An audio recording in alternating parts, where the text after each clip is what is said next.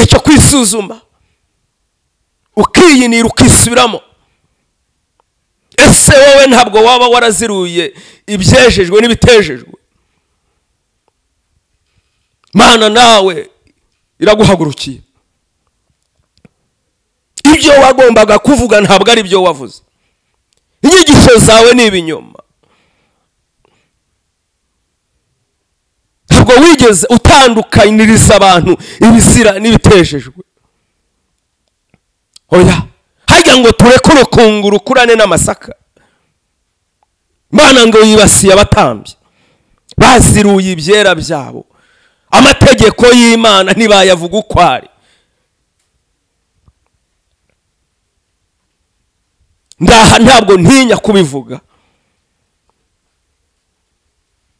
Niba bigaragara ko itorero ryubakiye ku kinyoma, Mana ije gushyira ukuri ku mugaragaro. Mana ije guhana no guhemba. Ndavugana n'abatambyi barimo bankurikira, barimo banyumva.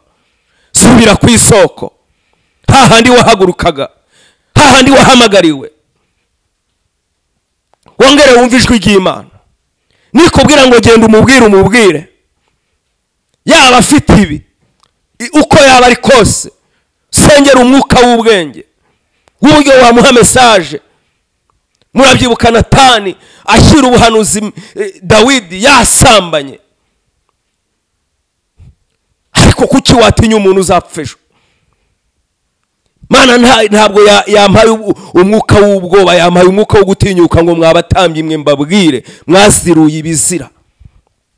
Byo mwari kuvuga si byo mwavuze. None ngo namwe Imana irababangukiye. Ariko amahirwe aracyariho. Irakicaye ku ntebe y'imbabazi kugira ngo nawe ugaruke. Kandi nasomye ijambo rirambwira ngo nugaruka izakugarukira. Kandi nukuri bishimwa mu bigawa uzaba nk'akanwa k'Imana. Kuki uvuga ibyawe ntuvuga iby'Imana itagutumye? Ngabatambyi bacyo bisha amategeko yayo ku rugomba, baziruye ibintu byanjye byera. Ntibashyizeho itandukaniro hagati y'ibyera n'ibitejejwe. Ntibamenyesheje abantu banjye gutandukanya ibyejejwe n'ibitejejwe. Imana tuganze cyane. Abantu bakunyuza imbere uzababazwa, amaraso yabo uzayikorera. Imana ihamagara Yeremiya niko yamubwiye ngo nubwire umunyabyaha kuva mu byaha bye akabivamo uzaba ukijije ubugingo bwe, ariko nutabubwira amaraso ye uzayikorera. Imana ibashize abantu imbere ho kugira ngo mubakize, ariko ngo murabapfakaze, murabapfunyagaje. Imana ifite agahinda, Imana ifite umubabaro.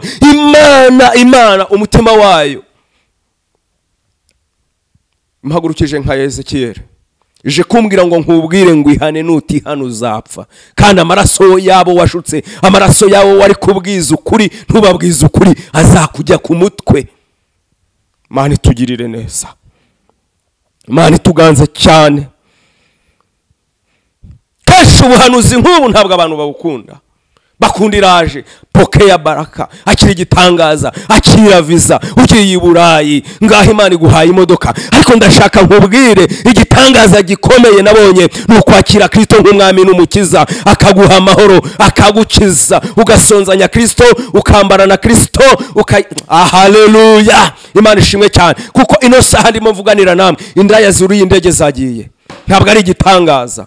Indaya bahaye kado y'imodoka baziguze zinahenze cyane, icyo ntago ari igitangaza. Reka nkubwire aya mazu mubona ari mazamurwa n'amataje, umugabo arayimuhonga ari indaya. Ariko ndashaka mbabwira igitangaza. Shuti munkurikiye, shuti munkunda, ndashaka mbabwire ngo igitangaza gikomeye ni ukwakira Kristo nk'umukiza wawe akinjira mu bugingo. Mana tugirire neza, Mana tuganze. 27 Bibiliya iravuze ngo ibikomangoma byo muri bo bimeze nk'amasega hagiye ku muhigo, bivusha amaraso, bikarimbura ubugingo bwa benshi kugira ngo bibone indamu y'uburiganya. Zaburi 50:16 Dawidi yanditse amagambo akomeye, ariko ngo uri inyanga guhanwa ngo ukirenza amagambo yanjye. ukubonye umushura ngo wifuza gufatikanya nawe, ukubonye umusambanyi nuko ngo ibyo urabikora nka kwihorera, ukibwira ko manwe nawe rwose ngo nzabishyira imbere y'amaso yawe uko bikurikirana. Yesu ashimwe. Bene data mudukurikirana umunsi ku munsi, turabashimiye kandi Imana y'amahoro ibaha umugisha. Nkuko bisanzwe muri kumwe na Pasiteri Alphonse, Imana ibaha umugisha. Kenshi mukunda kunkurikira kuri channel Pass TV, ni channel yivugabutumwa nkuko twabibabwiye, nkuko twabibamenyesheje. Ni channel inyuraho ijambo ry'Imana kandi ry'ukuri. Ngarutse kandi kuri iyi kamera nzanye ubuhanuzi, kandi ubuhanuzi bunyuriye mu ijambo ry'Imana. Imana impaye amagambo kandi impaye amagambo akomeye, kandi nta magambo areba umwe, ntabwo avangura, arareba umurokore, arareba n'utari wakira Kristo nk'umwami n'umukiza, kandi nanjye arandeba. Ni amagambo meza ariko ni amagambo akomeye. Imana itugirire neza.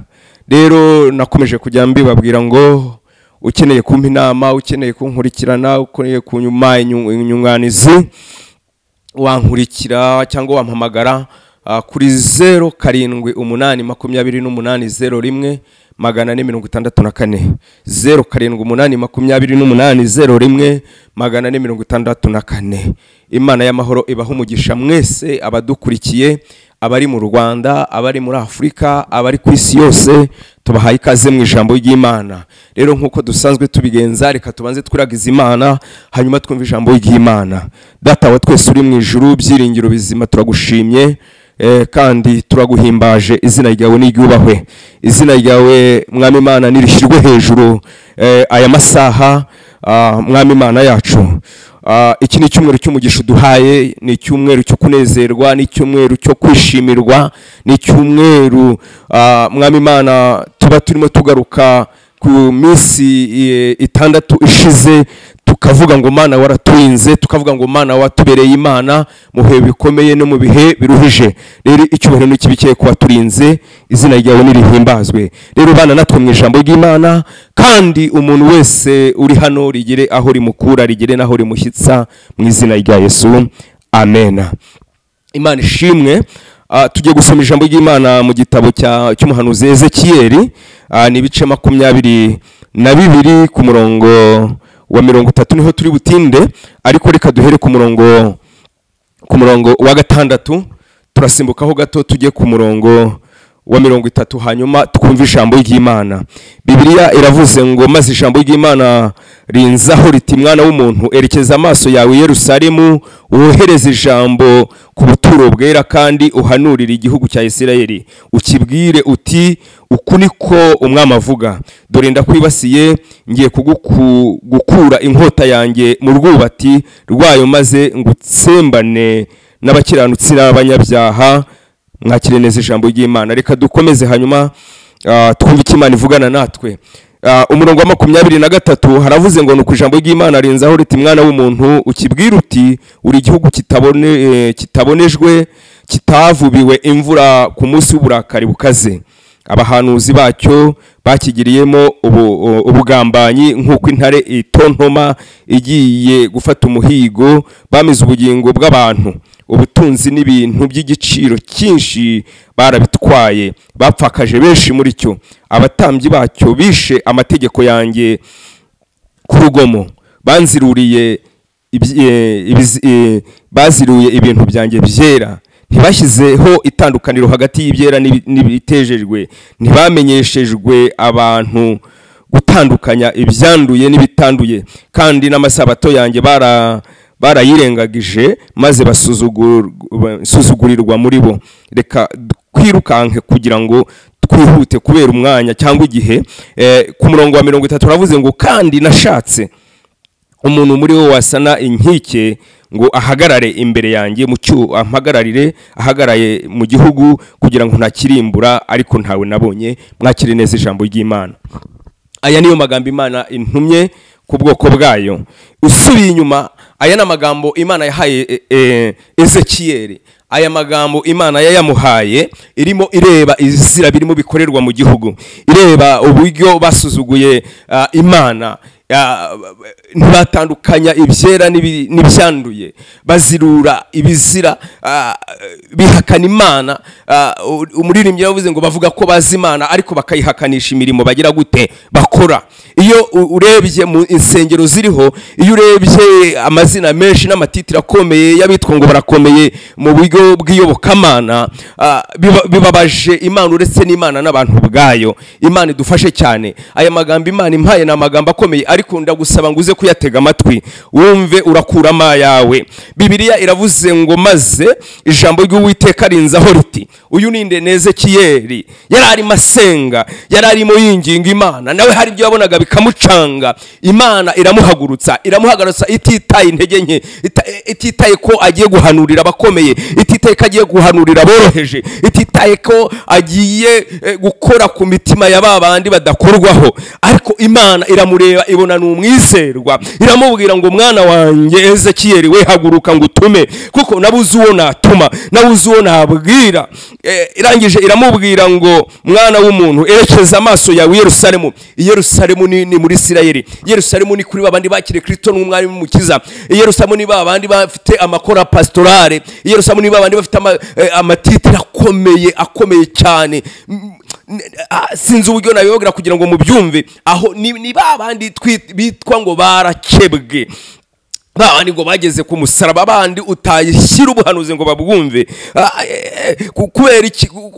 Hari aho titire zabo, hari aho amazina yabo yicaye, barakomeye. Ariko Imana iramubwira ngo nabo bahangare, iramubwira ngo nabo batinyuke, ntubatinye. Imana ishimwe cyane. Ngo wohereze ijambo ryawe ku buturo bwera, kandi uhanurire igihugu cya Isirayeli, ukibwira uti, uko ni kumwami Uwiteka avuze ngo dore ndakwibasiye, ngiye gukura inkota yanjye mu rwubati rwayo, kandi ngutsembane n'abakiranutsi n'abanyabyaha. Rero ubwo nzagutsembana n'abakiranutsi n'abanyabyaha, nicyo gituma inkota yanjye izava mu rwubati rwayo yibasiye ibifite umubiri byose, uhereye ikusi ukageza ikasikazi. Aha Imana yari ibabajwe n'ibizira. Aha Imana yari ibabajwe n'ibizira bikorerwa muri Isiraheli. Imana irababara cyane, imaze kubabara 23.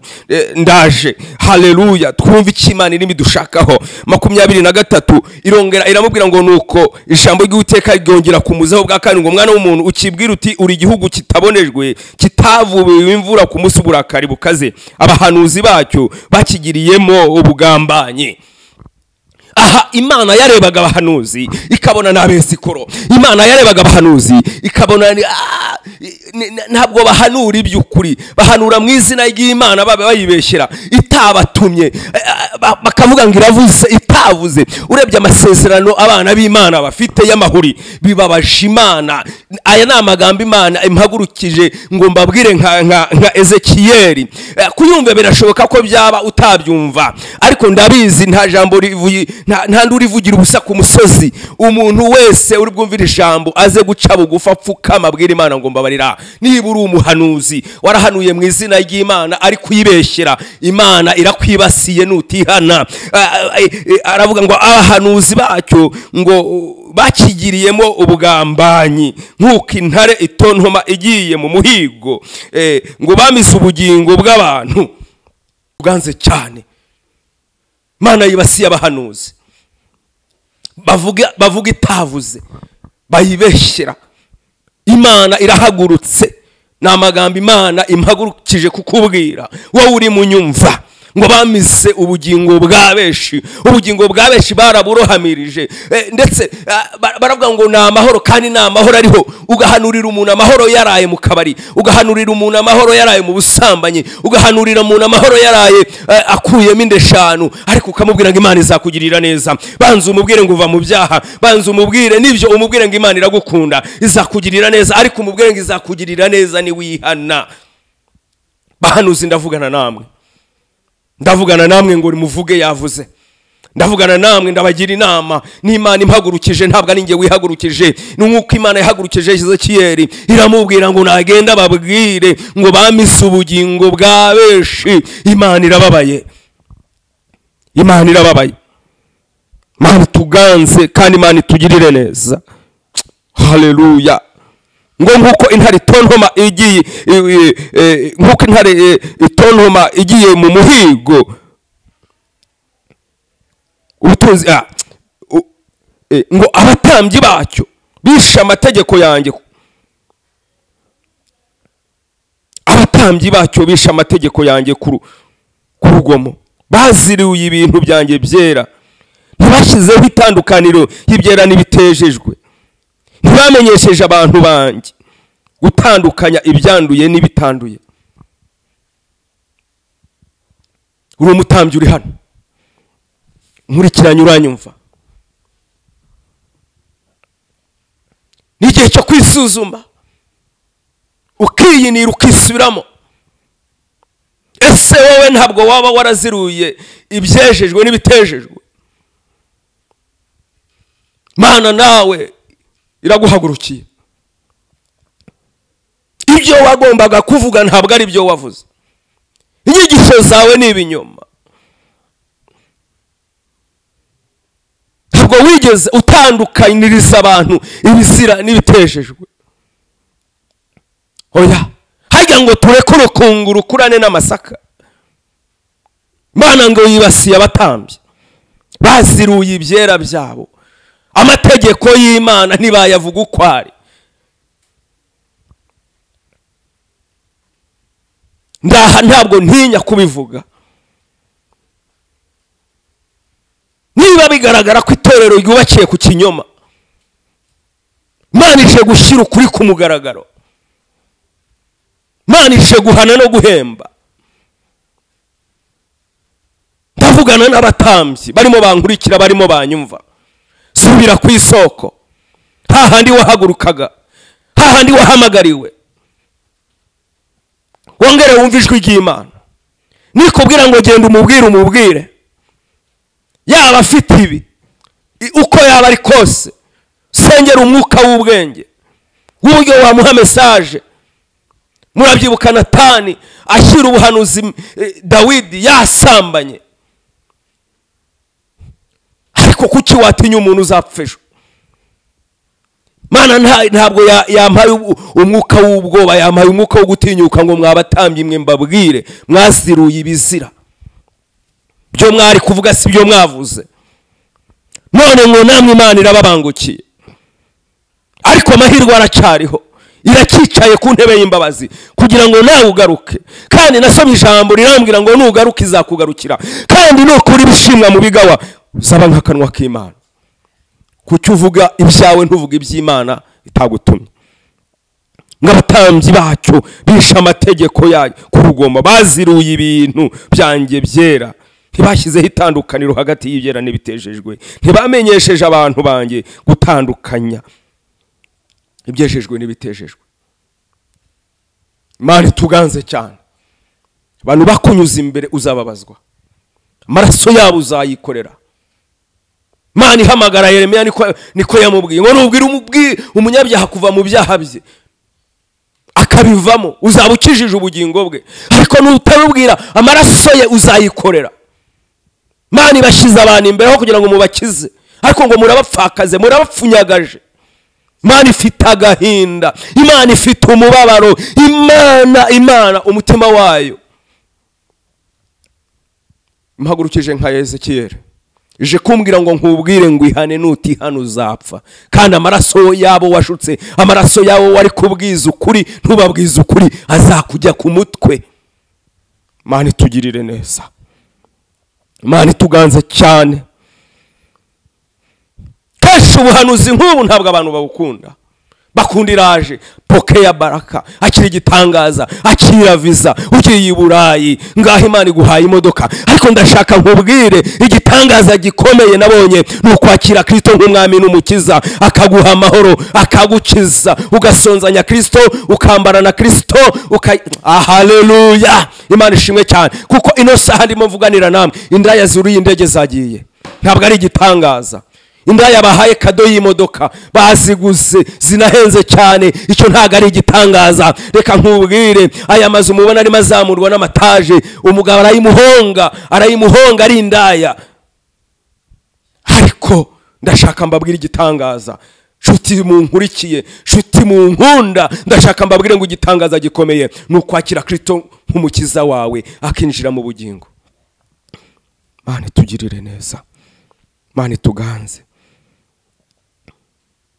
27 Bibiliya iravuze ngo ibikomangoma byo muri bo bimeze nk'amasega agiye ku muhigo, bivusha amarasho, bikarimbura ubugingo bwa benshi kugira ngo bibone indamu y'uburiganya. Zaburi 50:16 Dawidi yanditse amagambo akomeye ariko ngo uri inyanga guhanwa ngo ukirenza amagambo yanjye, ukubonye umushura ngo wifuza gufatikanya nawe, ukubonye umusambanyi nuko ngo ibyo urabikora nka kwihorera, ukibwira ko manwe nawe rwose ngo nzabishyira imbere y'amaso yawe uko bikurikirana. Reka mbabwire, Imana iraguhisha. Imana ikuvaye hagatwikirizo ho gatoya ikagutwikurura. Nabagukomeraga amashyi ntabwo bakongera kuyakoma. Ubu dufite agatwikirizo k'ubuntu, ariko Imana ije kugutwikura muri titire wambaye, mu cyubahiro ufite, igatwikuraho gatoya. Reka nkubwire, abakuvugirizaga impundu bakuvugiriza induru. Imana tuganze cyane. 28 Bibiliya yavuze ngo n'abahanuzi baho babihomesheje ishwagara idakomeye. Iravuze zizimini detaye ngahakira kwatako bivuye ku Mana cyangwa niwo byo duhanurira abantu, ibyo dusezeranye, ibyo tuvuga ngo yavuze itavuze, ese ni uzana bisohoza. Abantu barimo baruhijwe n'ubuhanuzi, eshenda zaruzuye, ariko nta n'igitangaza na kimwe kigira gute gikoreka. Kubera iki? Ntibavuze, bitiriye Imana ibyo itavuze. Imana tuganze cyane. Abandi nabo aho Imana ibasize ntabwo ari ibasanga. Irababwira ngo nzakugirira neza, icara mu murimo wanjye. Irababwira ngo nzakugirira neza, icara muri korali. Irakubwira ngo icara, hagarara neza mu budiyakoni, nzahagusanga. Ako kanya aho babiguhereye ukajya kwa mupfumu kujya kubaza ko ibyo umuhanuzi yahanuye ko bihura n'ibyo umupfumu avuga. Ese uzajya kwa Nyirinkwayo, ujye kwa Kanimba, ujye no muri aba bavuzi ba Gihanga, uzamenya, ujye kwa Sarongo hano, uzamenya ari nde wagukijije. Mwabarokore mwe ninde wabaroza. Uno munsi ku cyumweru uraburi mu ikanisa, ku wa mbere urajya kwa Mwamini Kinyinya, ku wa gatatu ujye kwa Sarongo, uzamenya waravuriwe ninde wabaroze. Reka mbabwire, ntabwo Imana ijya igaburira abantu basutamye, igaburira abantu bicaye. Icara ku karago uhategerereze, yavuga itavuga amaherezo buzacya Imana ikore. Reka nkubwire, haleluya, kwitonda ukarindira byemeza umutware. Imana tuganze cyane, Imana tugirire neza. Ninde wabaroze? Ntigerageza Imana, Imana ntigeragezwa. Ivuga itakoze yanakora mu bushake bwayo. Imana tugirire neza. Ngo abantu bo mu gihugu ngo bagize urugomo bukabije, bakajya bambura ndetse bakagirira nabi abakene n'indushi, n'uwigendera akamurenganya. Kandi nashatse umuntu muri bo wasana inkiki ngo ahagarare imbere yanjye mu cyuho, ahagararira igihugu kugira ngo ntakirimbura, ariko ntawe nabonye. Imana ikeneye umuntu umwe w'umumaro uhagarara nka Ezekiyeli, akavuga bakamwanga, akavuga bakamukunda, akabwira abantu. Uva mu byaha akamubwira ngo uva mu byaha, ukira akamubwira ngo Imana ije kugutabara, ni uwo w'Imana ishaka. Agahagarara aho abahanuzi banze guhagarara, akavuga ibyo abahanuzi batavuze, agahagarara mu cyuho cy'abatambyi. Bibiliya iravuze ngo nta n'umwe yigeze ibona wahagarara mu cyuho cy'Imana ngo avuga avugishijwe nayo. Haleluya! Aba bose ntibamwishakira ndamu tekinike. Imana ikeneye umuntu umwe w'umumaro. Ni wowe Imana ishaka guhagurutsa, ni wowe Imana ishaka kugirira neza, kugira ngo Imana igutabare, kugira ngo Imana ikugirire neza. Imana ikeneye umuntu umwe w'umumaro mu bwami bwayo. ijya kurimbura Isodomo n'Igomora yanyuze kwa Loti, bagirana ikiganiro n'abamarayika. Use kuhasoma ibice 18 mu Itangiriro. Haleluya. Loti abaza abamarayika ngo se Imana ibonye abantu 50 mu gihugu yabababarira, ibonye abantu 30 yabababarira, ese ibonye umwe yamubabarira? Imana ikeneye umuntu umwe w'umumaro, nta wundi Imana ikeneye, ni wowe Imana ikeneye kugira ngo itabare igihugu. Ntabwo Imana ikeneye abantu benshi. Reka nkubwire, yakuvanye ikusi, ikuvana kazi, irakwimika, ikugira umutambyi, ikugira umuyobozi runaka ahantu, ari ukugira ngo ube umumaro mu gihe nk'iki. Ni wowe Imana ikeneye, ni wowe Imana ishaka guhagurutsa, ni wowe Imana ishaka gutuma, kandi ni wowe Imana ishaka kugirira neza kugira ngo uhore umudugudu. Tugiye gusenga n'Imana, nta wundi Imana izanyuzamo ibyayo ni wowe, ariko ikeneye kuhagararana nayo neza, ukitandukanya n'ikizira, ukivangura. Imana igagukoresha iby'ubutwari, ntwara zizakira, dayimoni bazahunga. Tugiye gusenga Imana, ariko Imana iracyayicaye ku ntebe y'imbabazi. Ndimo ndavugana n'abantu bagwiriye mu murimo, ndavugana n'abahanuzi bagwiriye mu murimo, ndavugana n'abatambyi bagwiriye mu murimo. Ndashaka mbabwire ngo iracyicaye ku ntebe y'imbabazi, iragukeneye. Imana yantumye ku bantu bose ku isi, kandi ubu ni ubuhanuzi bwanyu, ntabwo ari ubw'abarokore, ntabwo ari n'ubw'abapagani. Imana ihamagariza cyane ababwiye ngo ni ubw'abanyabyaha n'abakijijwe. Subira ku isoko usenge, ntugisenga ntukiyiriza, no guhaguruka tu iravuze, garuka ku isoko. Imana ibagirire neza. Imana ikeneye umuntu umwe w'umumaro mu bwami bwayo, ahagararane nayo. Imana itugirire neza. Wowe nkurikiranye, wowe unyumva, wowe unteze amatwi, nta wundi Imana ikeneye ni wowe. Gukizwa ntabwo ari ejo n'uno munsi. Imana ibagirire neza, Imana ibaha umugisha, Imana ibahe kugira neza. Wumva hari cyagufashije, wakwandika message muri comment. Ukeneye inyunganizi, watwandikira kuri ya nomero nabahaye 0788 2801 0788 2801. Ni kuri channel ya Pass TV. Imana ibaha umugisha. Mwari kumwe n'umushumba Alphonse. Imana ibagirire neza. Nyemerera dusenga n'Imana, Mana nyir'ubutware, Mana yo kwizerwa, Mana yo kwiringirwa. Aya ni amagambo meza uduhaye, kandi ntabwo ari uvuze, ni wowe uvuze. Nyemerera aya magambo uvugane n'ubwoko bwawe binyuriye kuri iyi channel, ugirire neza ubwoko bwawe mu izina ryawe Yesu Kristo. Mana, iyo umuntu anaze ibuye mu gihuru, inyoni ziravumbuka. Reka iri jambo rivumbura ibintu, reka rivumbura abantu, abaguye ribavumbure mu izina rya Yesu. Mana nziza, Mana ikomeye, abarimo bagenda ribavumbure. Buri muntu agaruke ku isoko, buri muntu agaruke ku karago, buri muntu agaruke uko yahamagawe. Ubwami buze muri we mu izina rya Yesu. Ubibaga ntiyongere kwiba, ubabeshyaga ntiyongere kubesha, waragusaga ntiyongere kuraguza, ahubwo imirimo yo gukiranuka, imbuto z'umwuka arizo zimugaragaraho. Izina ryawe rihimbazwe. Humugisha buri muntu wese uri kurikirane iyi channel, kandi binyuriye mu ijambo ryawe. Turagushimye kuko uri Imana, turakunezerewe Jehova Rafa, icyubahiro n'ikibi cyawe. Humugisha ubwoko bwawe, ubagirire neza mu izina rya Yesu. Amen. Imana ibahe umugisha.